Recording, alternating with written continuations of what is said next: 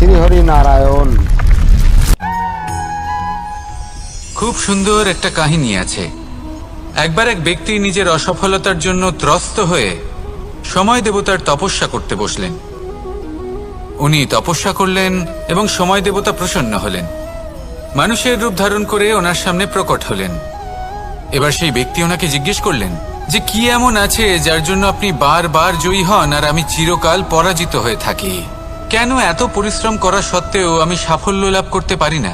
তখন সময় দেবতা উত্তর দিলেন যে দিন হোক বা রাত, ঝড় হোক বা ভূমিকম্প, রোদ হোক বা বৃষ্টি হোক, সময়ের সূত্রপাত হোক বা প্রলয়, আমি থামি না, আমি চলতেই থাকি। আর সেই জন্য যিনি থেমে যান তিনি পরাজিত হন আর আমি জয়ী হই। এটাই আমাদের শিখতে হবে। জীবনে সবসময় চলতে থাকুন, কখনো থামবেন না। হ্যাঁ, কিছুক্ষণের জন্য বিরতি নিতে পারেন, বিশ্রাম করার জন্য, নিজেকে আরো সশক্ত করে তোলার জন্য, কিন্তু থেমে যাবেন না। নিরন্তর কর্ম করতে থাকুন, পরিশ্রম করতে থাকুন, তবেই এই সংসার আপনাকে মনে রাখবে।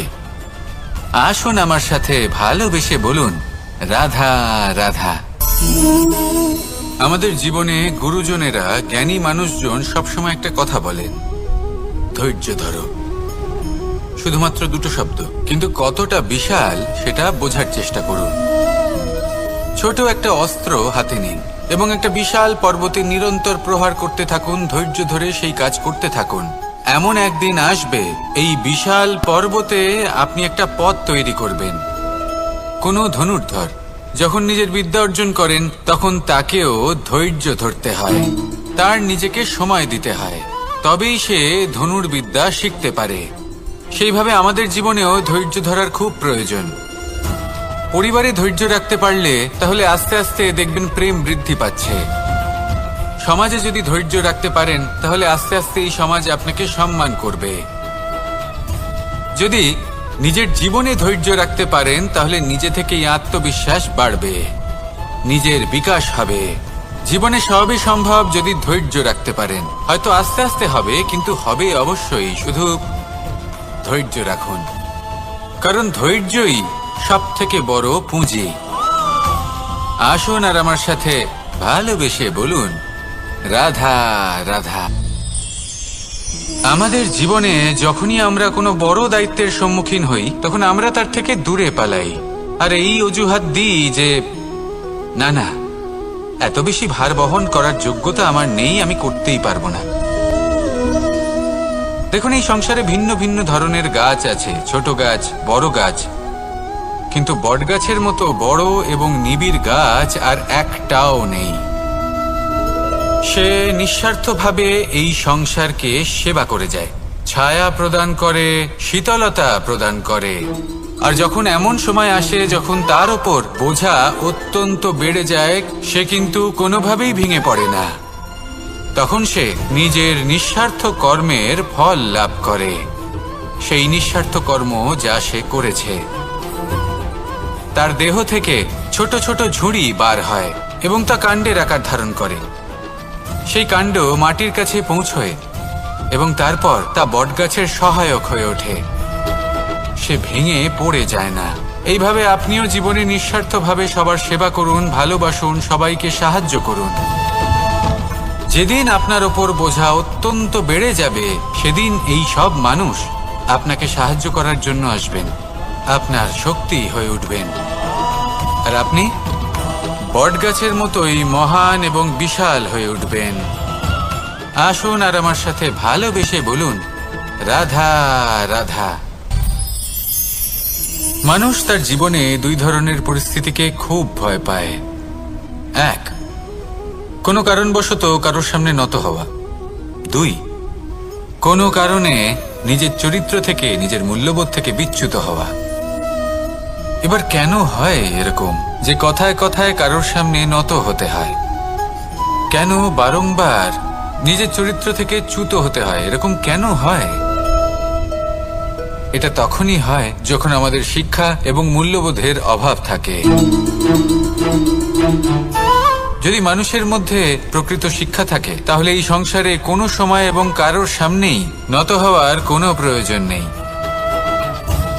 যদি মানুষের মধ্যে মূল্যবোধ থাকে তাহলে তাকে নিজের মূল্যবোধ বা চরিত্র থেকে বিচ্যুত হতে হয় না, তা সে যাই হয়ে যাক না কেন। কোনো বালককে যদি জন্ম থেকেই সুশিক্ষার অধিকারী করা হয়, শিক্ষিত করা হয়, মূল্যবোধের অধিকারী করা হয়, তবে সে এই সংসারে এমন কর্ম করবে যাতে সে নিজেকে, নিজের পরিবারকে, সমগ্র সমাজকে গর্বিত করতে পারে। শিক্ষা লাভ করুন, মূল্যবোধ লাভ করুন এবং আমার সাথে ভালোবেসে বলুন, রাধা রাধা। আমাদের সকলের জীবনে একটা লক্ষ্য থাকে যেটা আমরা লাভ করতে চাই। ঠিক যেন একটা প্রতিস্পর্ধা বিদ্যমান যে কে সব থেকে আগে নিজের লক্ষ্যে পৌঁছতে পারবে। আর সেই জন্য আমরা সকলেই খুব তাড়াতাড়ি এগোতে চেষ্টা করি, বড় এবং দীর্ঘ পদক্ষেপ ফেলি যাতে তাড়াতাড়ি নিজের লক্ষ্যে পৌঁছতে পারি।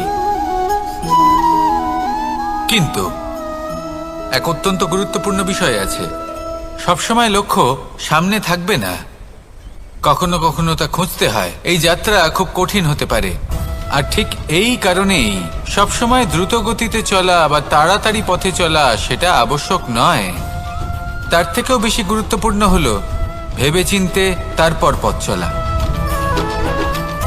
যদি ভেবেচিন্তে পদক্ষেপ ফেলেন, চলতে পারেন, তাহলে সেটাই সর্বশ্রেষ্ঠ পদক্ষেপ।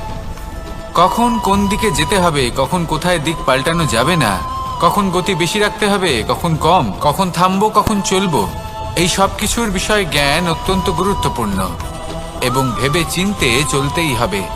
সেই জন্য শুধু তীব্র গতিতে সামনে এগোলে চলবে না, ভাবনা চিন্তা করে এগোতে হবে। আসুন আমার সাথে ভালোবেসে বলুন, রাধা রাধা। কখনো কোনো প্রজাপতিকে উড়তে দেখেছেন? কি সুন্দর উড়ে বেড়ায় সে, এক ফুল থেকে অন্য ফুলে, এক পাতা থেকে অন্য পাতার উপর।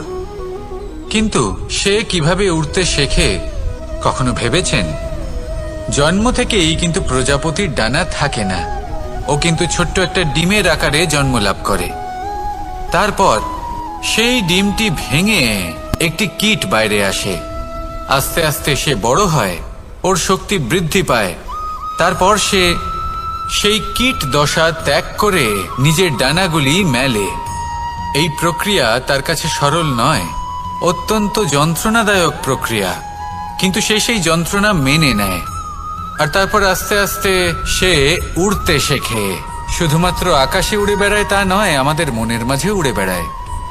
এবার এই ডিম থেকে প্রজাপতি হয়ে ওঠার যে যাত্রা, এটা যতটা কঠিন, ততটাই কঠিন হয় এই সংসারে শ্রেষ্ঠ কর্ম করা, ততটাই কঠিন হয় এই সংসারে মহান হয়ে ওঠা।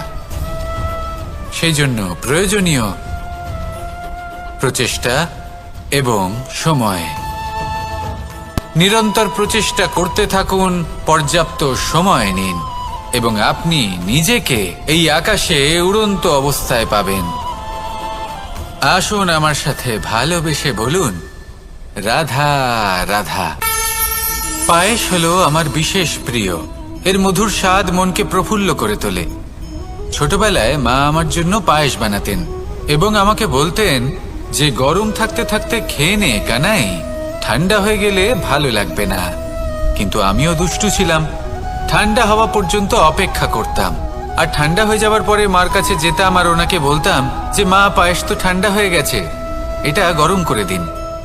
তখন মা হাসতেন আর বলতেন যে পায়েস না হয় আমি আবার গরম করে দেব কানাই, কিন্তু এর মধুর স্বাদ, সেই মিষ্টত্ব, সেই সুবাস, সেটা আবার ফিরে আসবে না। কথাটা সত্যি। আর এই সত্যটাই আমাদেরও জীবনের সত্য।